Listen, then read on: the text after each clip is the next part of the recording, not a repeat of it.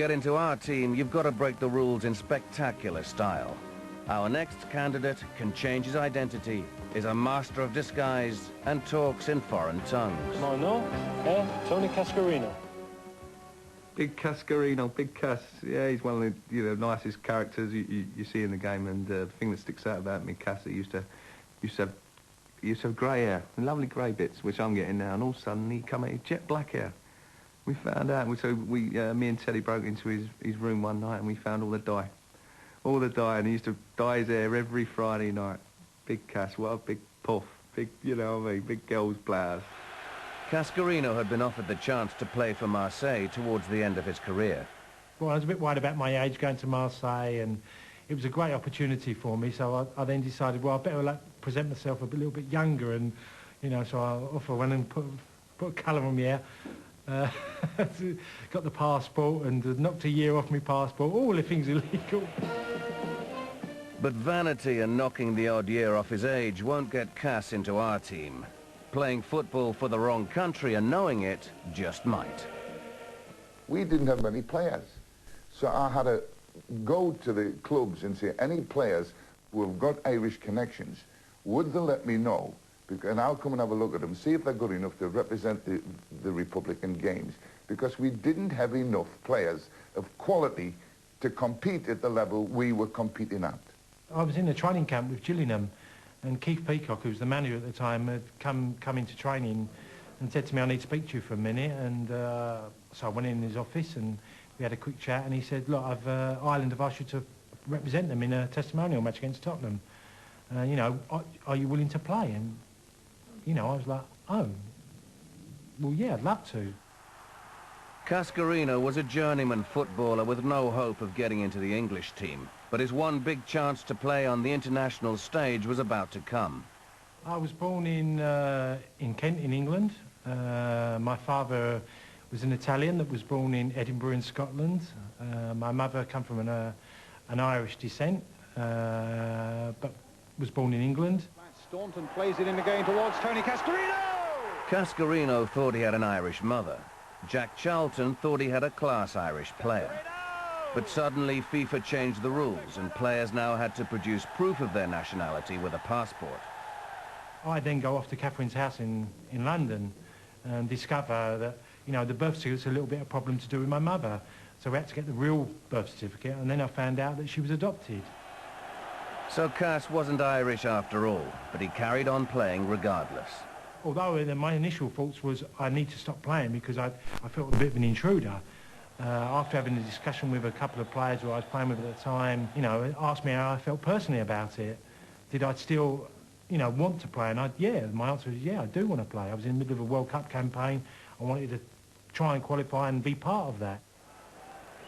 Cascarino owned up in his biography a few years later, but his Irish deception wasn't condemned. In fact, some were quite pleased. I think after all the time Tony was there, he should have said nothing at all. I mean, when you got a name like Cascarino, you're going to be questioned all the time anyway, aren't you? And Tony, a lovely lad, liked to be Irish, and he still does, and I'm delighted that the Irish people have him as Irish. Tony Cascarino, master of disguise, honorary Irishman, and veteran of 2 World Cup finals, picks up our number 10 shirt with ease. Next up, the absolute masters of time wasting.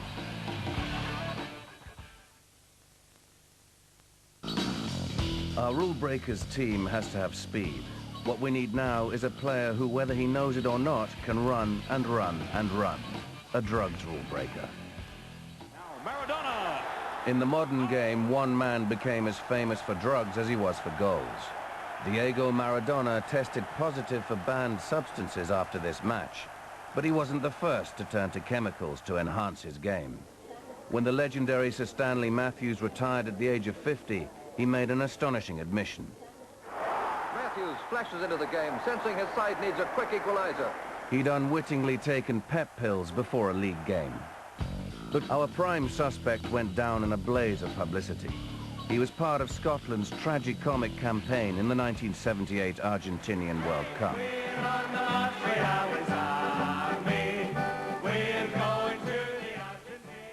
Well, Scotland going to Argentina is if you're not Scottish, one of the funniest passages in World Cup history.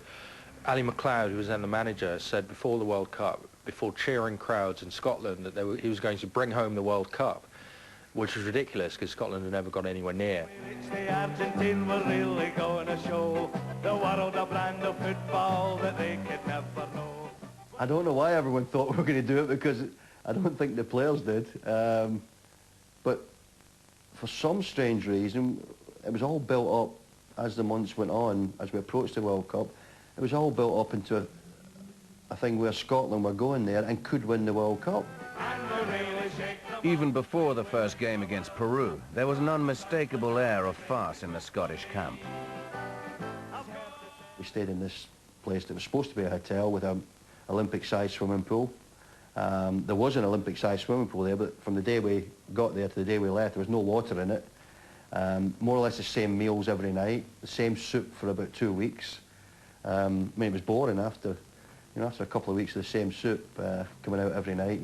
The players were saying, why don't they get all the soup and pour it in the swimming pool? Scotland started as red-hot favourites against Peru, but one player hadn't been feeling well before the game.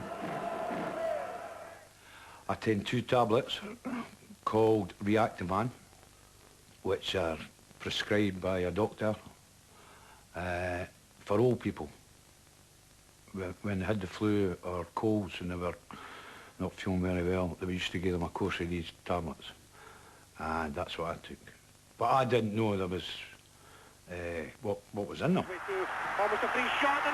True to their World Cup record, the Scots lost to the unfancied Peruvians. Willie Johnston's performance was woeful. I think that, for me, that was the most disappointing thing in the whole Scotland makeup. What was that again, Andy? Was Willie Johnston not getting past his man. He got past him, I think, twice in the second half. And his crossing was terrible. The 2 crosses terrible, he put over were shocking. And there was worse to come. Johnston and Kenny Dalglish were asked to give a urine sample for a random drugs test. Dalglish's was clear. The only thing I remember is looking at Kenny's and looking at mine. And mine's was a wee bit different colour for his. But I didn't think nothing of it. The results of Johnston's test had yet to be confirmed, but already the press knew something was up.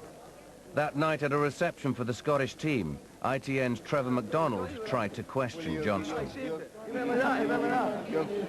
You've heard these reports. But he was immediately stopped in his tracks by a Scottish official. I never thought the day would have to come that I would ask you to leave. Because there's a time and place to ask people things, and this is not it. Now, I'm getting that straight. Next morning, got up and couldn't get out of the room. Maybe 100 cameramen, pressmen, waiting for me to come out of the room. And that's when I found out I'd failed the dope test. I was shocked and stunned, like most of the players, when we heard they had taken something. I was even more shocked and stunned when really he didn't get the backing from anybody and he was sent home. Johnston's positive drugs test caused a sensation. The next day, he was driven to the airport with an armed guard. 2 soldiers, machine guns. And then they asked me to get on the bus to go to the aircraft. It was, well, miles down the runway. And the soldiers sat with me in the bus. And all I could think about, they're going to shoot me. They're definitely going to shoot me. Willie Johnston now runs a pub in Scotland. His punishment was a lifetime ban from the national team, and he still feels hard done by.